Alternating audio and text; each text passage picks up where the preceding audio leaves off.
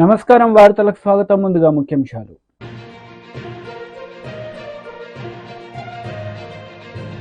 Etela Rajender press meet, పలు అంశాలపై వివరణ. మాజీ మంత్రి అంబటి రాంబాబు ప్రెస్ మీట్, పలు అంశాలపై వివరణ. బీజేపీ లీడర్ మీడియా సమావేశం నిర్వహించారు. ఈ సందర్భంగా పలు అంశాలపై ఆయన మాట్లాడారు. అది లేకుండా పోతా ఉన్నాడు. వాడు ఏం చేస్తాడో తోని పరిస్థితి వస్తుంది. వాడు ఎప్పుడు ఏం చేస్తాడో, ఎలా మనం ఎంత గొప్పగా ఎదిగినా, మనం ఎంత గొప్ప పొజిషన్లో ఉన్నా, మనకు సుఖాంతమైన జీవితం ఉన్నప్పటికీ కూడా సమాజంలో ఇలాంటి దుస్తాంతాలు మళ్ళా ఒళ్ళు జల్దరించే పద్ధతి ఉంది. మన రక్షణ లేకుండా పోతా ఉంది. బయటికి పోతే ఏమైతే తెలియని పరిస్థితి ఉన్నది. కాబట్టి డెఫినెట్గా ఇవాళ ఇంతకుముందు నిర్భయ వచ్చింది, చట్టం వచ్చింది, కానీ జరుగుతూనే ఉన్నాయి ఇట్లాంటివన్నీ కూడా. అసలు చెప్పుకోలేకపోతున్నారు. అలవాటు అయిపోయింది. అది ఇవి జరుగుతలే అనేటువంటి పరిస్థితి వచ్చింది. ఇది మంచిది కాదు. ఎంత సంపద పెరిగినా, ఎంత ఎత్తుకు ఎదిగినా మానవ సంబంధాల్లో ఇవాళ ఇలాంటి పరిణామాలు మన తిరోగమనలకు చూపిస్తున్నాయి. రిగ్రెసివ్ మేనర్ చూపిస్తుంది తప్ప ప్రోగ్రెసివ్ మేనర్ చూపించలేనటువంటి విషయాన్ని పాలకులుగా, పార్టీల నాయకులుగా అర్థం చేసుకోవాల్సి అక్కడ ఉన్నది. డాక్టర్లుగా పేషెంట్ ట్రీట్మెంట్ ఇస్తారు. ఇంజనీర్లుగా సమాజం ఒక రోడ్డు ఎత్తరు కావచ్చు, బ్రిడ్జ్ కడతారు కావచ్చు. కానీ ఇలాంటి వాటిని నియంత్రించే కర్తవ్యం, బాధ్యత సోషల్ సైంటిస్ట్గా రాజకీయ నాయకులపైన ఉంటారనే విషయం మేము మర్చిపోకండి. ఇది మంచిది కాదు. దీని పట్ల మేధోమథనం జరగాలి. దీని పట్ల దీనికి పరిష్కారానికి ఏదైనా మార్గాలు వెతుకడం అక్కడ ఉందని చెప్పి మనవి చేస్తూ, వాళ్ళని వెంటనే అరెస్ట్ చేయడమే కాకుండా ఉరితీయాలి. అట్లాంటి బహిరంగంగా ఉరితీయాలి తప్ప ఏదో కాడ ఇవాళ మనం చూస్తూ ఉన్నాం. ఇట్లాంటి పిచ్చి పనులు చేసినా, సైకోల పని చేసినా, సాడిస్ట్గా ఉన్నటువంటి వాళ్ళను చట్టాలు కూడా ప్రొలాంగా వాళ్ళకు విచారణ జరపకుండా ఇలాంటి వాటి మీద నిర్ధారణ అయితే తక్షణమే చర్య చేపట్టి ప్రజానీకానికి ఒక విశ్వాసం కలిగించాల్సిన బాధ్యత ఉందని చెప్పి నేను డిమాండ్ చేస్తూ, వాళ్ళని అరెస్ట్ చేయాలి, వాళ్ళు ఉరితీయాలని చెప్పి డిమాండ్ చేస్తూ, డాక్టర్లకి శాశ్వతంగా ప్రొటెక్షన్, డాక్టర్లకి గౌరవం, డాక్టర్లుగా పేషెంట్లను గతంలో ఎట్లయితే ప్రేమపూర్వకంగా చూసే వాతావరణం ఉందో ఆ వాతావరణం కల్పించే బాధ్యత కూడా ప్రభుత్వాల మీద ఉందని చెప్పి నేను డిమాండ్ చేస్తూ, మీ అందరికీ మీ సంఘీభావానికి, మీరు చేస్తున్న ఉద్యమానికి సంపూర్ణంగా మద్దతు ఇస్తూ సెలవు తీసుకున్న. నమస్కారం. జై తెలంగాణ. ఆవాజ్ దో. ధన్యవాదాలు సార్.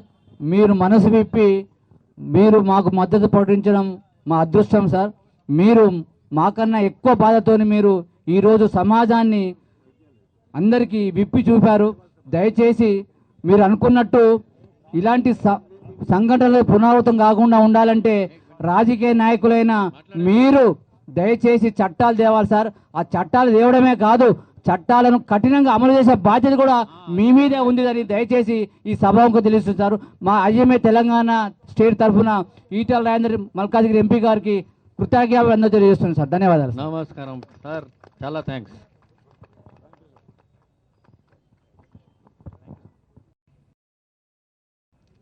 హామీలు ఇచ్చిండ్రు, కానీ అవి సంపూర్ణంగా అమలు కాకపోవడం వల్ల మళ్ళీ దాడులు జరుగుతూ ఉన్నాయి.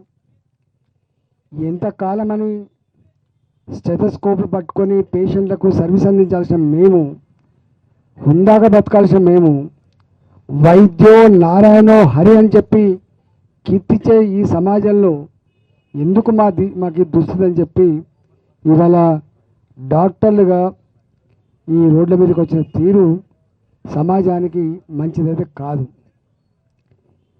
నాకు తెలిసి చిన్నప్పటి నుంచి కూడా డాక్టర్లు అయ్యేవాళ్ళు క్లాస్ రూమ్లో గొప్పగా చదువుకునే వాళ్ళు, టాప్ ర్యాంక్స్ మంచిగా చదువుకునే వాళ్ళు మీరు ఏమవుతారంటే ఐఏఎస్ అని చెప్పరు, ఐపీఎస్ అని చెప్పరు, ఇంజనీర్ అని చెప్పరు, డాక్టర్ కావాలని కోరుకుంటారు. అంత క్రీమ్ లాంటి, అంత కష్టపడి చదువుకొని, సరే డబ్బులు సంపాదించాలి, అందరూ ఉండొచ్చు, ఉండకపోవచ్చు, వృత్తి మీద కొంతమందికి గౌరవం ఉండొచ్చు, లేకపోవచ్చు, కానీ మెజారిటీ డాక్టర్లు అనాదిగా ఇవాళ సేవలు అందించే వాళ్ళు. ఎంత బాధ అనిపిస్తుంది అంటే గవర్నమెంట్ హాస్పిటల్లో పనిచేసే డాక్టర్లు అయితే నిందించే వాళ్ళు ఎక్కువ ఉంటారు. వాళ్ళని టైంకు రారని, సరిగా చూడరని నిందించే వాళ్ళు ఉంటారు. కానీ వాళ్ళ జీతభత్యాలు ఎట్లున్నాయి గురించి ఎవరు మాట్లాడరు. ఒక డాక్టర్ బయటికి రావాలంటే 5.5 సంవత్సరాలు కేవలం ఎంబీబీఎస్ మాత్రమే కాదు, ఇవాళ మళ్ళీ పీజీ చదువుకుంటే తప్ప డాక్టర్గా పరిగణిస్తలేదు. ఇవాళ ఎంబీబీఎస్ డాక్టర్ అంటే వెనుకట గొప్ప వాల్యూ ఉండే, ఇవాళ ఎంబీబీఎస్ డాక్టర్కి వాల్యూ లేదు. పీజీ చదువుకుంటే తప్ప డాక్టర్ అనే పరిస్థితి లేదు. అంటే 8.5-9 సంవత్సరాలు కష్టపడి చదివి ఇవాళ దవాఖానలో పనిచేసే వాళ్ళకు ఒక మామూలు ఉద్యోగికి ఉండే జీతం కూడా ఉండదు. సాఫ్ట్వేర్ ఎంప్లాయీకి 4 సంవత్సరాలు చదువుకుంటే ఏ ఉద్యోగాలు ఉంటాయో. YCP leader Ambati Rambabu media సమావేశం నిర్వహించారు. ఈ సందర్భంగా పలు అంశాలపై ఆయన మాట్లాడారు. రామోజీరావు గారు ఆయన వాళ్ళు చనిపోయి ఉండవచ్చు. ఆయన చనిపోయిన తర్వాత ఆయన వారసులుగా కొనసాగుతున్న వారు ఉన్నారు. ఆ సామ్రాజ్యం ఉంది. ఆ సామ్రాజ్యం అంతా అవినీతితో ఏర్పడినటువంటి సామ్రాజ్యమే తప్ప ధర్మంగా ఏర్పడినటువంటి సామ్రాజ్యం కాదు అనేది దయచేసి అర్థం చేసుకోవాల్సినటువంటి అవసరం ఉంది. ఇదే విషయాన్ని రిజర్వ్ బ్యాంక్ ఆఫ్ ఇండియా చాలా స్పష్టంగా ఈ రోజున హైకోర్టులో, తెలంగాణ హైకోర్టులో చాలా స్పష్టంగా తన కౌంటర్లో దాఖలు చేసింది. రామోజీరావు గారు చేసినటువంటి ఫైనాన్షియర్స్ అంతా కూడా ఈ మార్గదర్శి ఫైనాన్షియర్స్ అంతా కూడా ఆర్బీఐ చట్టానికి వ్యతిరేకంగా చేసినటువంటిదే ఈ 50 సంవత్సరాల కాలంలో కూడా అనేటువంటి మాట ఆర్బీఐ చెప్పినటువంటి సందర్భం. తప్పనిసరిగా ఈ కేసులో రామోజీరావు గారికి కానీ వారి వారసులకు కానీ తప్పనిసరిగా శిక్షించేటటువంటి పరిస్థితి ఉంటుంది. దానిలో ఏ విధమైన సందేహము లేదు. వాత నేను చెప్పదలుచుకున్నది ఒక్కటే, రామోజీరావు గారు లాంటి వాళ్ళు అనేక మంది ఇలాంటి కార్యక్రమాలు చేసి తెలుగుదేశం గొడుగు కిందో తెలుగుదేశం గొడుగు పైనో బ్రతకాలనేటువంటి పరిస్థితి చేస్తున్నారు. ఇంత దారుణమైన అంశాలను మాత్రం చంద్రబాబు నాయుడు గారు కానీ వాళ్ళు కానీ వీళ్ళు కానీ ఖండించరు. వాటిని మోసేటటువంటి ప్రయత్నం చేస్తారు. తెల్లారు లెగిస్తే జగన్మోహన్ రెడ్డి గారు ఆర్థిక నేరగాడని, జగన్మోహన్ రెడ్డి గారు విధ్వంసకారుడని ఇలాంటి ప్రచారం చేసే కార్యక్రమం చేస్తున్నారు. నేను చాలా సందర్భాల్లో చెప్పాను.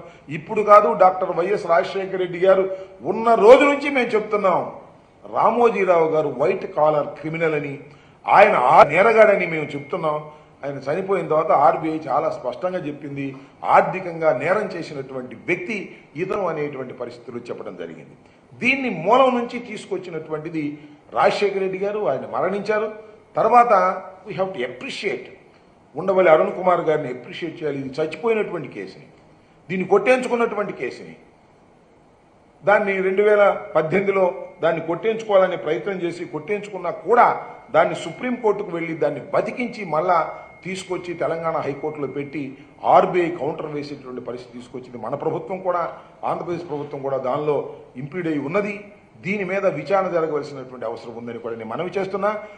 ఈ అరుణ్ కుమార్ గారు రోజు దీని గురించే, మేము ఆయన చాలా సందర్భాల్లో రాజశేఖర రెడ్డి గారి దగ్గర ఉన్నటువంటి వ్యక్తులం కాబట్టి చాలా సందర్భాల్లో మాట్లాడుకుంటూ వచ్చాం. అప్పటి నుంచి ఇప్పుడు కూడా రామోజీరావు గారి కేసు విషయం చాలా సందర్భాల్లో మాట్లాడుతాం. నేను కూడా చాలా సందర్భాల్లో కలిశాను ఆయన్ని. ఆయన రూమ్ నిండా మన చిట్ ఫండ్ కంపెనీకి సంబంధించినటువంటి కాగితాలు, ఫైనాన్షియర్కి సంబంధించిన కాగితాలు ఉంటాయి. రామోజీరావు గారికి సంబంధించినటువంటి కేసులో చాలా పరిశీలి చేస్తున్నటువంటి వ్యక్తి. అందువల్లనే ఆయన మీద అఫిడవిట్ కూడా, పరువు నష్టం దావా కూడా రామోజీరావు గారి కుటుంబ సభ్యులు వేశారు. ఇంత పరువు మాది పోయింది, మీరు కట్టాలని.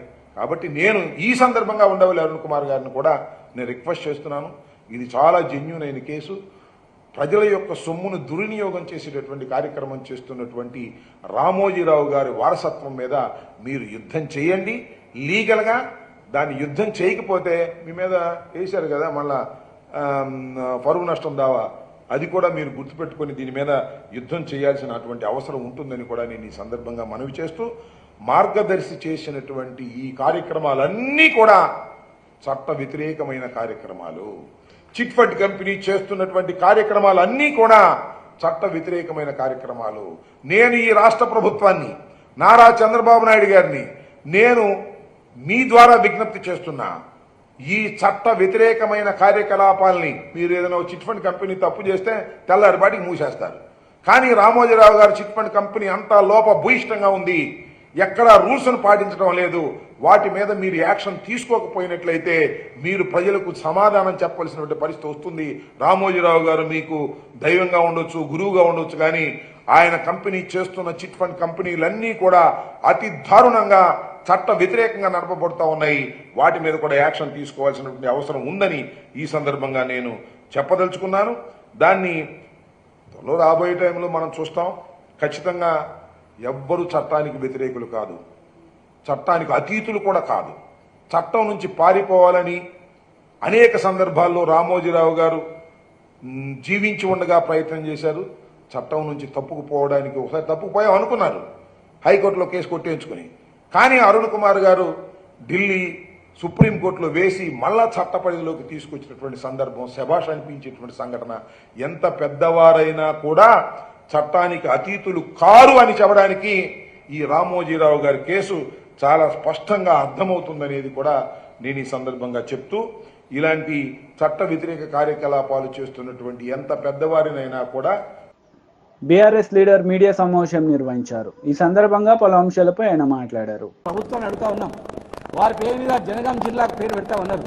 ఇమ్మీడియట్ గా ఈరోజు అనౌన్స్ చేస్తే మీరు అన్న ప్రకారం మీ మేనిఫెస్టో ప్రకారం మరి మాట ఇచ్చినట్లు అవుతుంది. ఇందులో మేము అడిగాం, మరి ఈరోజు ప్రోగ్రాంలో మీరు వస్తుందని తెలిసింది, మరి కంపల్సరీ రావాలి, వచ్చినప్పుడు ఇది అనౌన్స్ చేయాలని చెప్పి మేము అడుగుతా ఉన్నాం. ఒక రాజకీయ కోణంలో మేము విమర్శని కాదు, పేద వర్గాలకు సంబంధించినటువంటి ఒక వర్గాల నుంచి వచ్చినటువంటి వ్యక్తులుగా ఒక కులం లేదు, ఆయన అన్ని కులాలను అన్ని వర్గాలను దాడి చేసింది. కనుక ఆయన జీవిత చరిత్ర అవసరం, ఈ తెలంగాణకు అవసరం, ప్రస్తుత రాజకీయ పరిస్థితులు చాలా అవసరం. కనుక జనగామ జిల్లాను ఇమ్మీడియట్ గా పేరు మార్చి జీవో ఇవ్వాలి. ట్యాంక్ బండ్ పైన మేము ఇచ్చిన జీవోను అమలు చేస్తూ విధాన్ని ఏర్పాటు చేయాలా. ఆయన పేరు మీద 500 కోట్ల భూమి ఇచ్చి 5 కోట్ల నిధులు విడుదల చేసినాం. ఆ భవనానికి పేరు కూడా పెట్టాం కనుక ట్రస్ట్ కూడా కర్రగాయ పాప ట్రస్ట్ అని పేరు కూడా పెట్టాం కనుక ఇమీడియట్ గా దాన్ని కూడా అందుబాటులోకి తీసుకురావాలి. ఆయన చరిత్రను పాఠ్యాంశాల్లో చేర్చాలి. అసెంబ్లీ దగ్గర కూడా, సెక్రటరీ దగ్గర కూడా మరి ఆయన యొక్క ఫోటోలు పెట్టాలి. అసెంబ్లీలో కూడా రాజు, ఈ హైదరాబాద్ కి రాజు అయినటువంటి చరిత్ర కనుక అసెంబ్లీలో కూడా ఆయన విగ్రహాన్ని ఏర్పాటు చేయాలా. ప్లస్ ప్రజలకు ఆయన చేసిన సంస్కరణలు, ఆయన మార్పు అవన్నీ కూడా జనం తెచ్చేటట్టు చేయాల్సిన అవసరం ఉంది.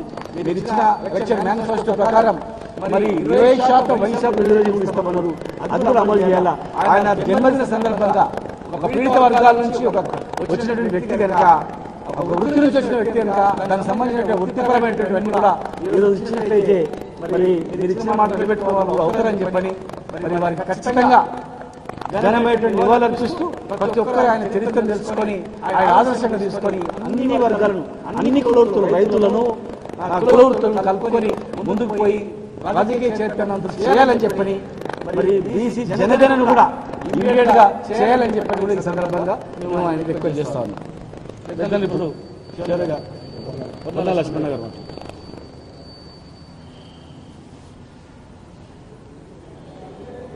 సర్దార్ సర్వాయి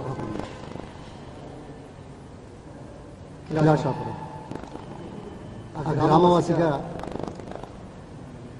చరిత్ర, స్ఫూర్తి ఒక చెప్పుకోవాల్సిన అవసరం ఈరోజు వారి కార్యకలాపాలకు నివాళులు అర్పించడం మరొకటి. ఆ స్ఫూర్తితో ముందడుగు వేయడానికి చేసే చర్యలు చేపట్టాల్సిన అవసరం. సామ్రాజ్యవాదులకు వ్యతిరేకంగా ఈ ప్రాంతవాసులకు ఆదర్శంగా నిలిచిన వ్యక్తి సర్దార్ సర్వాయి. అదేవిధంగా పీడనకు, దోపిడీకి అడ్డుకట్ట వేసి సామాన్య ప్రజలందరూ సమానత్వం కోసం పోరాటం చేసే దాంట్లో ఈ ప్రాంత చరిత్రలో అగ్రగామిగా నిలిచిన వ్యక్తి సర్దార్ సర్వాయి. వారి విగ్రహం మొట్టమొదటిసారిగా లండన్ మ్యూజియంలో ఉన్న ఆయన పటాన్ని తీసుకొని దాని ద్వారా 1998 జనవరిలో మా గ్రామంలో నేను స్వయంగా విగ్రహం ఏర్పాటు చేసే అవకాశం నాకు లభించినందుకు సంతోషపడుతున్నాను, గౌరవపడుతున్నాను, స్ఫూర్తిదాయకంగా మిగిలిపోతున్నాను చూసి. ఆ తర్వాత భువనగిరి ఇక్కడ 2-3 విషయాలు. తెలంగాణ పోరాటం ఎవరు సమ్మక్క సారలమ్మ కాకతీయుల రాజ్యాధికారం మీద పోరాటం చేశారు. అదే స్ఫూర్తితో మరి 17వ శతాబ్దంలో ఇప్పుడు మనం 374 జన్మదినం జరుపుకుంటున్నాం సర్దార్ పాపన్న. ఆ తర్వాత దొడ్డి కొమురయ్య, సాకలి ఐలమ్మ. ఇది తెలంగాణ చరిత్ర. సర్దార్ పాపన్న చరిత్రే తెలంగాణ సాధనకు ఉపయోగపడింది దాంట్లో సందేహం లేనే లేదు. అందుకు ప్రొఫెసర్ జయశంకర్ గారు ముందుపడ్డాం. ఆ తర్వాత కేసీఆర్ గారు తన కార్యక్రమాలను విస్తరింపజేసి పార్టీలను, వ్యక్తులను, సమాజాన్ని ఒత్తిడితో ఒప్పించే అవకాశం తీసుకున్నందున ఈరోజు మనం మరింత గర్వపడాల్సిన అవసరం ఉంది. ఆ దిశలో పట్ల కేసీఆర్ గారు స్టెప్స్ ముందేశారు. ఇవాళ దాన్ని స్మరించుకోవడంతో పాటు, అది ముందుకు తీసుకుపోవడంతో పాటు సమానత్వ సాధన ఇది నిరంతర పోరాట కార్యక్రమం, తరతరాలుగా జరుగుతున్న వాస్తవం. కానీ సమానత్వ సాధన లోపల అలసత్వం ఉండకూడదు అని గుర్తు చేసుకోవడానికి, ముందడుగు వేయడానికి, తద్వారా ప్రజల్ని చైతన్యపరచడానికి చేసే కార్యక్రమాలు మరి నిర్వామంగా చేయాల్సిన అవసరం గుర్తుకొస్తుంది. ఈ సందర్భంగా ఇలాంటి చరిత్ర కలిగిన మహనీయుల చరిత్రను పాఠ్యాంశాలుగా ఉంచి ఈ తరానికి, ముందు తరాలకు, సర్వదా ఈ ప్రాంత వాసులకు, జనరేషన్స్ కి తరతరాలుగా నిలిచిపోయిన దగ్గర ఈ అంశాన్ని ముందుకు తీసుకెళ్లాల్సిన బాధ్యత ప్రభుత్వాల మీద, రాజకీయ నాయకుల మీద, అదేవిధంగా సమాజంలో మంచి గురించి, సమానత్వం గురించి ఆలోచించే ప్రతి వ్యక్తి ఆలోచించాల్సిన అవసరం ఉంది. టీడీపీ లీడర్ మీడియా సమావేశం నిర్వహించారు. ఈ సందర్భంగా పలు అంశాలపై ఆయన మాట్లాడారు. పోలీస్ డిపార్ట్మెంట్ వచ్చింది. 2 చోట్ల ఇక్కడ కాలిపోయినవి ఉన్నాయి, అక్కడ ఒక చోట, ఇక్కడ ఒక చోట, లోపలే సగం కాలనీ. 3 చోట్ల మీరు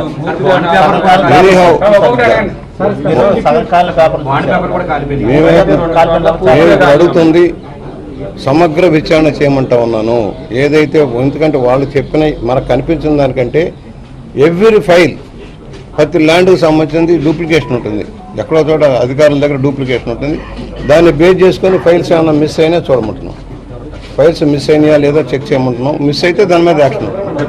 ముఖ్యమంత్రి గారు పదే చెప్పారు మదనపల్లి సంఘటన తర్వాత, ఎట్టి పరిస్థితుల్లో ఏ ఫైల్ ఎక్కడ కూడా జాగ్రత్తగా ఉంచండి. ఇప్పుడు ఇక్కడ PA2 డిప్యూటీ కలెక్టర్ గారు ఉన్నారు, వేదవల్లి గారు, నాకు తెలియదు ఈ తగలబెట్టిన సంగతి అన్నారు స్వయంగా.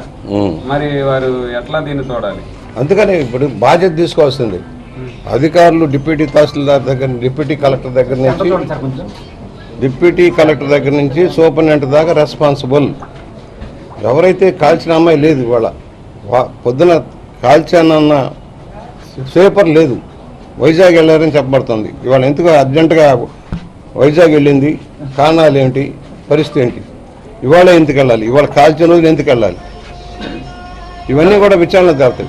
పోలవరం సంబంధించినవి కాదంటున్నారు, కానీ ఆంధ్రలో జీవనాటి పోలవరం ప్రాజెక్ట్ సంబంధించిన ఫైల్స్ అన్ని కూడా ఇరిగేషన్ లో ఉంటాయి. ఆ బీరో కాదు, పక్క బీరో, కానీ అలాంటి ఫైల్ కూడా దగ్ధమైపోతే ఎవరు బాధ్యత ఉంటుంది? అందుకనే చెప్పాను, ఇప్పుడు చెకింగ్ అంత బాధ్యత, రెస్పాన్సిబిలిటీ డిపార్ట్మెంట్ది. ఎంటైర్ డిప్యూటీ ఎవరు కలెక్టర్ ఫైల్స్ అధికారుల దగ్గర ఉండాలో వాళ్ళ రెస్పాన్సిబిలిటీ. లాక్ అండ్ కీ ఉండాల్సింది. సేఫ్టీ ఫైల్స్ విడిగా కూడా ఉన్నాయి, బీరువాల్లో ఉన్నాయి కాదు, బయట కూడా ఉన్నాయి. బయట కూడా చూసాం. దాన్ని సేఫ్ మెజర్లో పెట్టాల్సిన అవసరం ఉంది. ఈ సంఘటన తర్వాత ఇంకా సమగ్ర ఎలా రికార్డ్స్ మెయింటైన్ చేయాలి, ఎలా ఉంచాలి.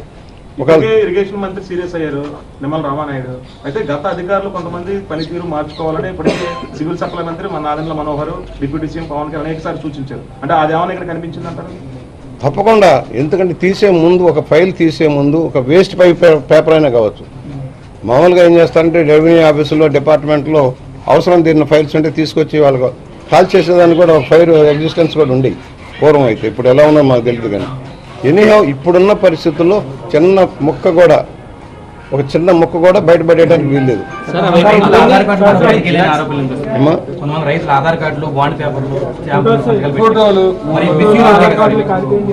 చెక్ చేస్తారు, చెక్ చేయమన్నాం. అప్పుడే అవలా నేను నిర్ధారణకు రావట్లా. విచారణ చేసిన తర్వాత పూర్తిగా అసలు ఏం జరిగిందనేది డిపార్ట్మెంట్ ఎంక్వైరీ చేస్తుంది. అందరి దగ్గర స్టేట్మెంట్లు తీసుకుంటూ ఉన్నారు. అది పగలు జరిగిన సంఘటనగా ఉంది, రాత్రిపూట జరగల, పగలు జరిగిన సంఘటన. దాని మీద కూడా ఇప్పుడు SP గారు కూడా వెంటనే రియాక్ట్ అయ్యి డిపార్ట్మెంట్ని పంపించారు. అలాగే కలెక్టర్ గారు కూడా డిప్యూటీ కలెక్టర్ గారిని ఆర్డీఓ గారిని అందరూ పంపించారు. ఆర్డీఓ గారు విచారణ చేస్తున్నారు. ఆర్డీఓ గారు చెప్పడం ఏంటంటే ఇందులో ఒక రికార్డ్ రూమ్ లేదు, ఒక ఫైల్ కూడా లేదు, మొత్తం జిరాక్స్ కాపీలు, వేస్ట్ పేపర్స్ అక్కడ పెన్ తో రాసినవి క్లియర్ గా కనిపిస్తున్నాయి. ఇప్పుడు కాల్చినవి చూసిన చోట నేను చూసిన చోట అన్ని టైపుడు, ఆల్ టైపుడు. దాని మీద సిగ్నేచర్ల దగ్గర కూడా సిగ్నేచర్ లేవు. డిప్యూటీ తహసీల్దార్ కానీ ఏ సిగ్నేచర్ లేవు. ఊరిక క్లర్కల్గా వచ్చిన దగ్గర ఫాలోయింగ్ తప్పితే ఫైనల్ సంతకాలు కానీ ఏం కనిపించలా ఇప్పుడు ఉన్న దాంట్లో.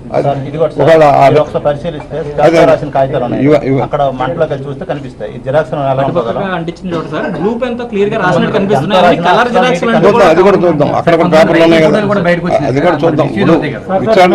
మనం కన్క్లూజన్కి రావట్లా, మీరు కానీ నేను కన్క్లూజన్ రావట్లా.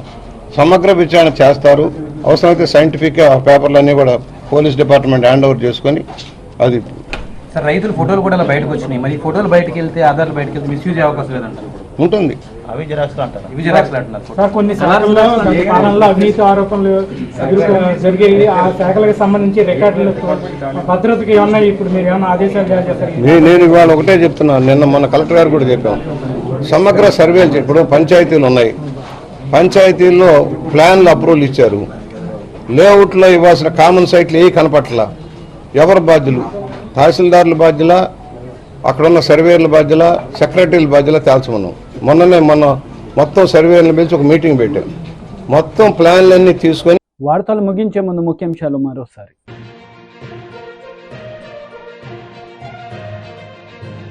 ఈటెల రాజేందర్ ప్రెస్ మీట్, పలు అంశాలపై వివరణ. మాజీ మంత్రి అంబటి రాంబాబు ప్రెస్ మీట్, పలు అంశాలపై వివరణ. ఈ వార్తలు ఇంతటితో సమాప్తం. తిరిగి ప్రసారమయ్యే వార్తలు మళ్ళీ కలుద్దాం. అంతవరకు సెలవు. నమస్తే.